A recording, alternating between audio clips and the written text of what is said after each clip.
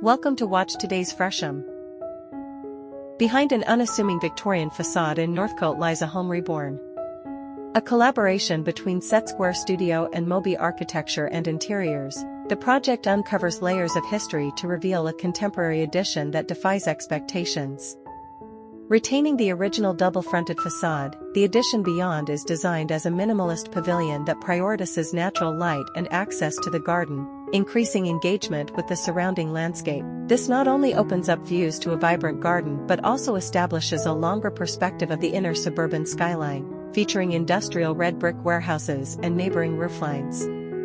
Driven by a vision of the home as a green retreat, the exterior is simple and pared back. The clean, crisp forms align with the principles of pavilion architecture, while light, bright colors create a backdrop for both the surrounding garden and the interior. Over time, the structure will serve as a framework for the landscape, allowing climbing vines and ground covers to envelop it. Oversized sliding doors create a glazed back wall, blurring the lines between indoor and outdoor spaces and establishing zones that feel both open and protected. The flexibility allows the home to adapt with the seasons, inviting warmth into the interior while providing shade from the harsh summer sun.